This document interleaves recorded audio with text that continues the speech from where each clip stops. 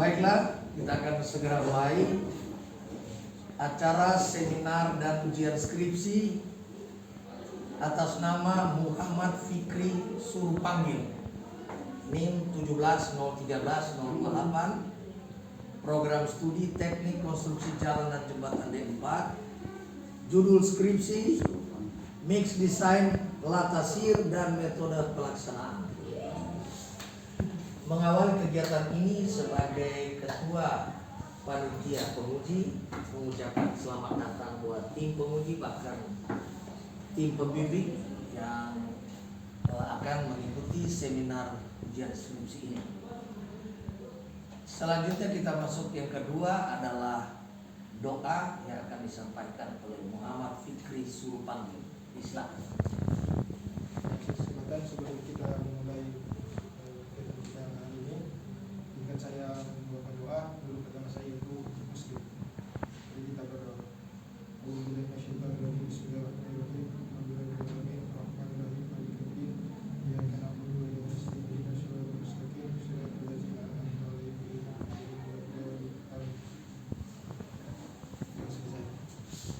Selanjutnya kita akan masuk pada poin yang ketiga, pembacaan surat-surat. Jadi untuk dosen pembimbing sudah jelas. Pembimbing 1 Yosef Sumayo STMT, pembimbing 2 Ahmad Yani Abbas SSTMT. Dan untuk tim penguji, pengarah Seska Nicholas STMT sebagai ketua jurusan teknik sipil, ketua Insinyur Kris Hombokau STMT. Anggota penguji pertama Dr. Insinyur Barakati Karel Mangisi STMT. Anggota penguji kedua Dr. Tampanatu PF Sompi STMN MGMT. Anggota penguji sekaligus pembimbing 1 Yosef Sumayo STMT. Anggota pembimbing 2 Ahmad Yani Abbas SSTMT. Sebagai tim penguji ujian skripsi mahasiswa nama Muhammad Fikri Surupanggil, NIM 17013-028, judul laporan skripsi mix desain, latasir dan metode pelaksanaannya. Selanjutnya kita akan mengikuti pembacaan dan penandatanganan surat pernyataan. Pada hari ini Kamis 15 Juli tahun 2021, saya yang bertanda tangan di bawah ini atas nama Muhammad Fikri Surupanggil, NIM 17013-028, jurusan teknik sipil, program studi teknik konstruksi jalan dan jembatan D4, judul skripsi mix desain, latasir dan metode pelaksanaan. Dengan ini menyatakan bersedia untuk diuji dalam seminar ujian skripsi di depan sidang penguji dan akan mentaati semua aturan sidang. Di atas.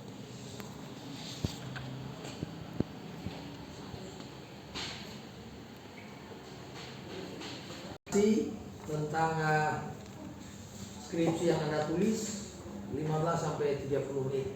Silakan. Di situ Anda. Atas nama Muhammad Fikri Surupanggil, dosen pembimbing 1 Yosef Sumayo STMT, dosen pembimbing 2 Ahmad Yani Abbas SSTMT. Dalam pengambilan judul mix desain latasir ini, belakang yaitu latasir adalah campuran panas pasir dengan aspal. Campuran latasir ini digunakan sebagai lapis permukaan perkerasan pada jalan-jalan dengan lalu lintas ringan. Boleh lanjut. Gimana dia paus? Sehingga terlaksana dengan optimal. Dapat rumusan masalah. Yang pertama, apakah material dari kuali kakas-kasen temon dapat memenuhi spesifikasi yang sesuai untuk pekerjaan lapis tipis aspal pasir? Yang kedua, apakah metode pelaksanaan pekerjaan latasir dengan cara yang digunakan metode pelaksanaan SWC mendapatkan hasil yang sesuai dengan spesifikasi? Dan berapakah kadar aspal optimum dari hasil pengujian masal campuran latasir menggunakan kuali kakas-kasen temon? Berdasarkan rumusan masalah di atas, jadi mempunyai tujuan penelitian untuk menganalisa apakah material yang digunakan dari kuali kakas-kasen temon dapat memenuhi spesifikasi pada pekerjaan latasir. Menganalisa apakah metode pelaksanaan pada pekerjaan ACWC digunakan pada pelaksanaan pekerjaan lapis tipis aspal pasir. menganalisa berapakah kadar aspal optimum untuk campuran dan pasir yang menggunakan material dari kuari kakas-kasen Tumongan. Untuk bab 2 tinjauan pustaka. Lapis tipis aspal pasir atau latasir merupakan lapis penutup permukaan perkerasan yang terdiri atas agregat halus dan pasir atau campuran keduanya. Supaya di atas Dan aspal keras yang dicampur dihampa dan dipadatkan dalam keadaan panas pada temperatur tertentu. Latasir terdiri atas 2 kelas, yaitu kelas A dengan ukuran nominal butir agregat atau pasir 9,5 mm dan kelas B dengan ukuran nominal butir pasir atau agregat 2,36 mm. Biasanya tebal minimum latasir itu ditentukan oleh spesifikasi dengan tebal 2 cm. Latasir digunakan untuk jalan yang berlalu lintas tidak terlalu tinggi. Akan tetapi juga dapat digunakan pada pekerjaan pemeliharaan atau perbaikan pada lalu lintas yang lebih tinggi. Ini adalah tabel atau spesifikasi untuk campuran latasir. Untuk jumlah tubukan per bidang pada marsal itu 50 kali tubukan, rongga dalam campuran minimal 3, rongga dalam agregat minimal 2, rongga terisi aspal minimal 75, stabilitas marsal 200, pelelehan atau flow itu minimal 2, maksimal 3, marsal pendiam minimal 80 dan stabilitas marsal sisa minimal 90.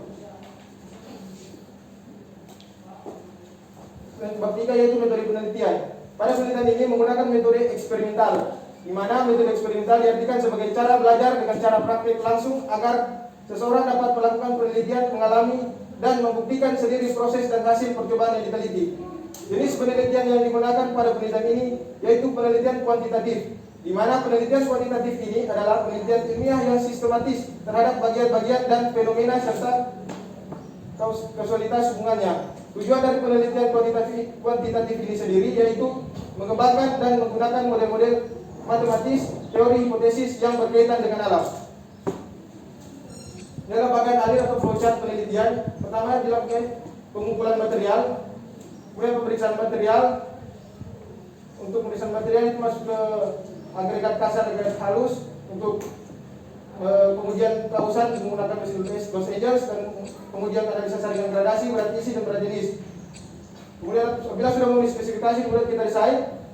Setelah didesain mendapatkan kadar aspal 5%, 5,5%, 6%, 6,5% dan 7%. Kemudian dilakukan pengujian marsal, analisa data, kemudian selesai. Untuk bab 4 pembahasan, pengujian abrasi, pengujian berat isi, pengujian berat jenis, analisa saringan, pembuatan briket. Setelah dilakukan semua pengujian, maka hasil akhirnya itu diambil dari marsal test dengan contoh pengujian seperti pada gambar di samping.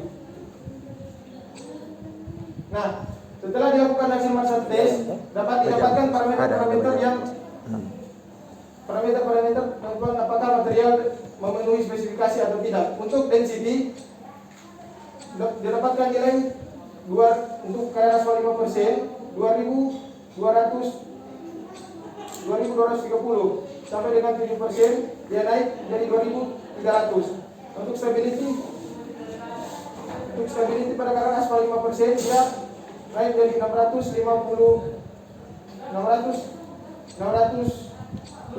naik 5% yaitu menjadi 700 kg. Sedangkan pada kadar 7% dia naik ke 850 kg. Untuk flow atau kelelehan pada kadar aspal 5% dia dapatkan 2,50%. Sedangkan sampai pada 7% kadar aspal 7% dia naik menjadi 2,59%.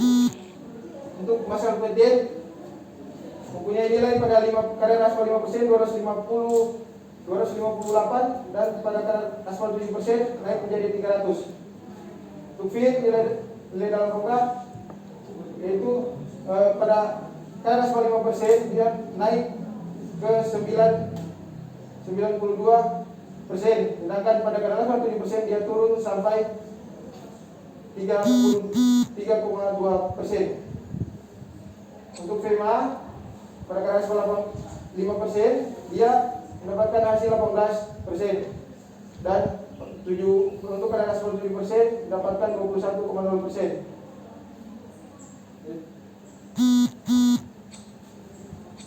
Untuk VSB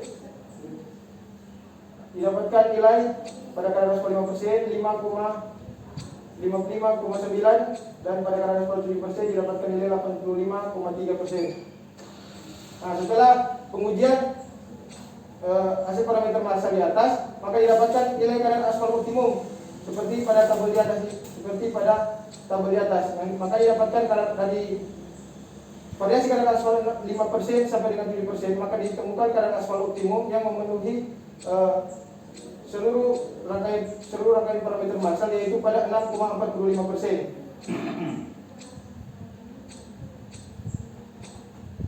Ini adalah gambar dari metode pelaksanaan untuk pekerjaan alat tasir.